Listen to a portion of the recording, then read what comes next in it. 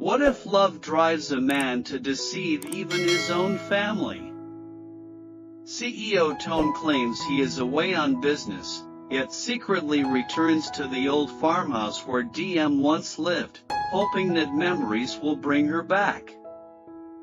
He believes his secret is safe, but every move is being tracked by his watchful mother's spies. Alone in the moonlit night, Toan waits on the porch, clinging to fragile hope. Will Diem return, or will his secret be exposed first? Subscribe now and follow this emotional journey of longing, betrayal, and undying love.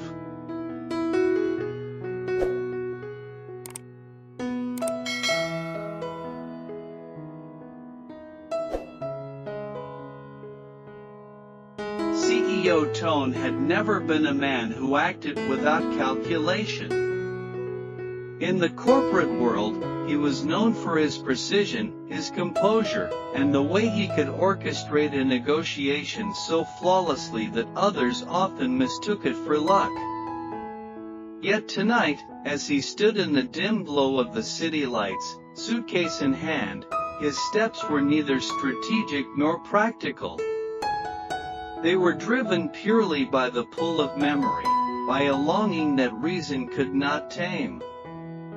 He had told his family that he was leaving on a business trip, a perfectly believable excuse, one he had used many times before. But instead of boarding a flight to another country or checking into a five-star hotel, Toan steered his car along the quiet roads that led him far away from the gleaming towers of the city. Back toward the countryside, back toward her, the journey itself felt like slipping into another life. As the highways narrowed into rural paths, the air grew fresher, tinged with the earthy scent of grass and soil.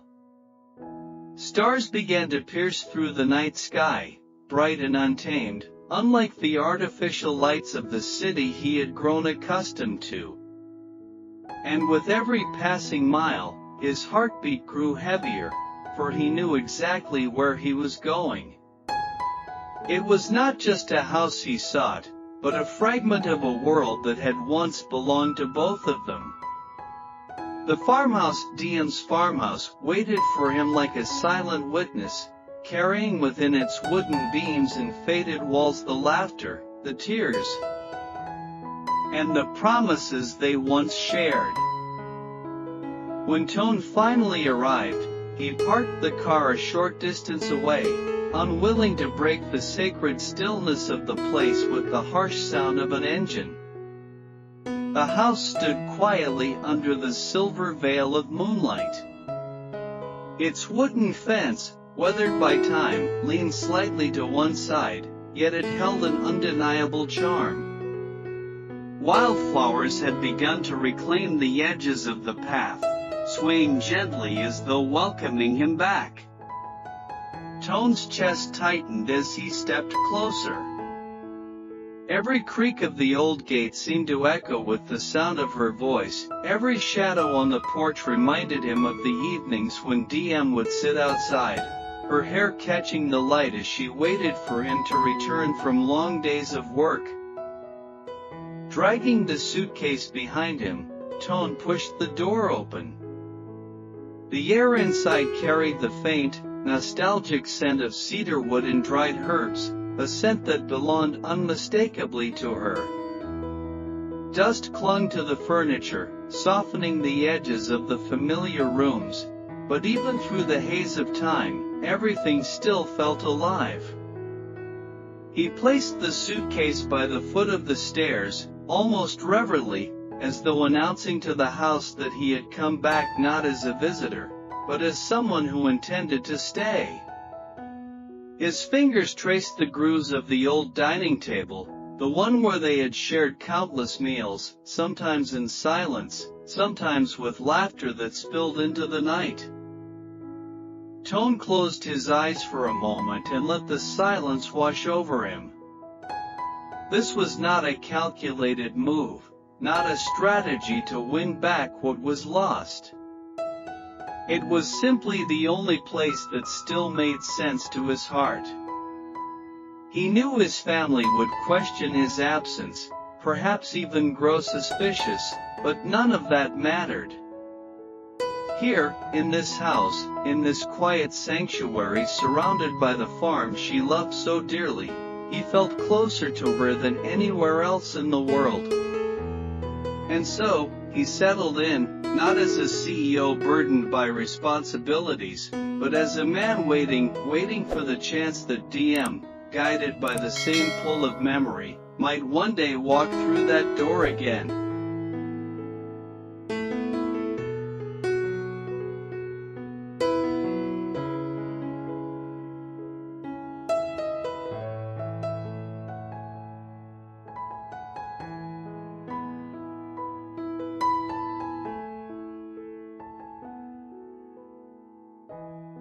But what Toan did not realize, as he sank into the quiet embrace of that old house, was that every step he had taken had already been shadowed.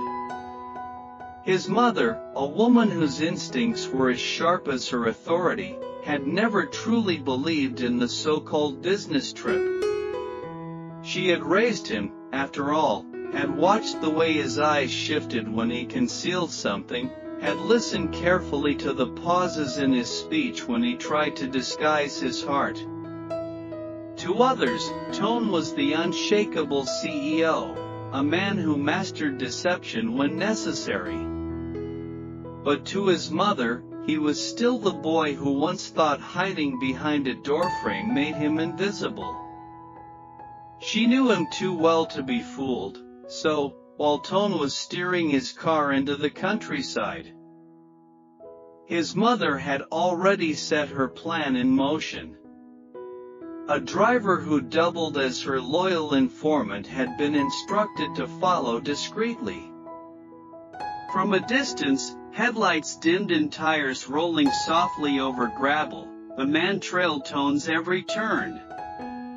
Later, when Toan parked his car near the farmhouse and carried his suitcase toward the gate, a lens caught the image of him stepping into the moonlit yard. Within an hour, that image was already on his mother's phone, proof that her suspicions had been right. The farmhouse, for Toan, was a sanctuary. For his mother, it was a threat. She understood too well what it meant. He was still clinging to Diem, still hoping for something that she herself did not approve of. Her silence on the matter was never agreement, it was calculation. And so, while Toan sat inside brushing the dust from the dining table with quiet reverence, there was another kind of silence at play, the silence of reports being typed, of photos being transferred, of information being gathered piece by piece, all under his mother's command. Toan believed he had woven a perfect lie, that he had escaped scrutiny under the guise of work. But the truth was crueler, he was not alone in his solitude. Every time he walked from one room to the next, each moment he paused before a window to gaze at the moonlit fields, someone else was watching too. A figure hidden in the shadows beyond the property kept notes, recorded times, observed his habits. He might have wiped the dust from a chair, thinking of Diem's laughter, but to his mother's agents, it was nothing more than another detail in a report.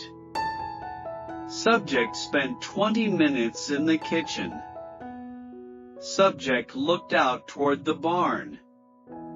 Subject appears to be waiting. If Toan had known, he might have felt betrayed.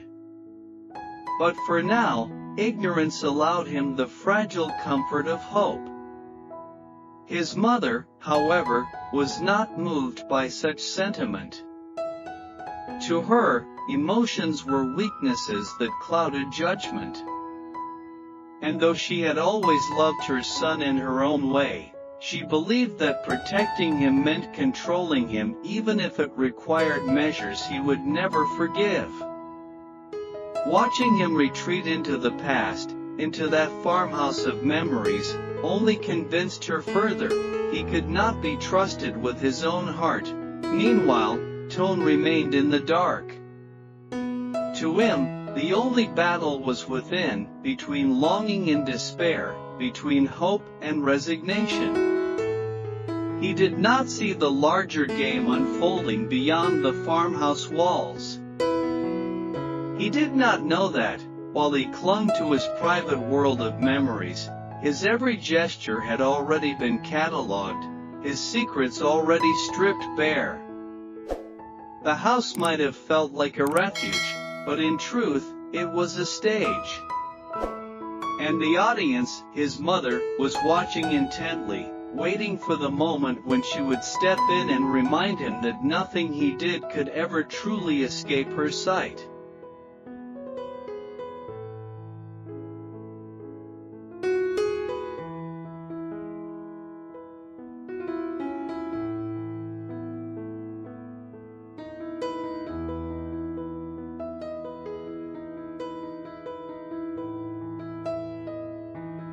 Night descended over the farmhouse like a velvet curtain, heavy and infinite, wrapping the countryside in stillness. The crickets began their quiet orchestra, and the faint rustle of leaves in the breeze filled the silence that lingered inside the house. Toan had lit a single lamp, its golden glow spilling across the wooden floor, casting long, fragile shadows against the walls. He sat on the porch, leaning slightly forward, elbows resting on his knees, his eyes trained on the path that disappeared into the darkness. It was the same path Diem had once taken each morning to tend to the fields, the same path she had walked back from at twilight, her face warm with the sun, her laughter carrying into the house. Tonight, that path seemed both painfully empty and alive with possibility. Every flicker of light in the distance made his heart leap. Every sound stirred the fragile hope that she might appear. Toan told himself it was foolish, that memories could not summon people back, but he could not silence the yearning that gripped him. He imagined her slender figure emerging under the moonlight, the way she would pause at the gate, her hand brushing the old wooden latch, her eyes widening in surprise to find him there. That single image, vivid and persistent, kept him anchored to the porch long after fatigue should have driven him to bed. He whispered her name into the night as though the air itself might carry it to her. Diem. The syllables hung in the breeze, tender, broken, and full of longing. Toan was not a man accustomed to waiting. In business, he forced outcomes, demanded results, shaped the world to his will. But here, stripped of power and control, he could do nothing but sit still and hope. It was a kind of surrender that humbled him, a surrender only love could draw out of him. And though uncertainty pressed against his chest like a weight, he clung to that hope as if it were the only truth left in his life. Inside, the suitcase sat by the stairs, unopened, a quiet declaration of his intention to stay. The old clock ticked steadily in the background, marking the hours of his vigil. Each chime reminded him of how long he had been waiting. And yet, time felt strangely suspended. The night stretched endlessly, but within it lay the fragile thread of possibility that at any moment, the sound of footsteps might break the silence, the door might open, and the past he longed for might breathe again. But while Toan held on to this dream, beyond the farmhouse, unseen eyes continued their watch. His mother's agents lingered near the edge of the property, concealed in the darkness, their reports transmitted quietly. They noted how he sat for hours without moving, how his gaze never left the road. Subject remains on the porch. subject appears to be waiting for someone. To them, it was data. To Toan, it was devotion. The contrast was stark, almost cruel, but he remained oblivious, consumed by the storm inside his heart. Midnight deepened, and the chill of the night seeped into his bones, but Toan did not move. Instead, he pulled his jacket tighter and stayed, a solitary figure beneath the pale glow of the moon.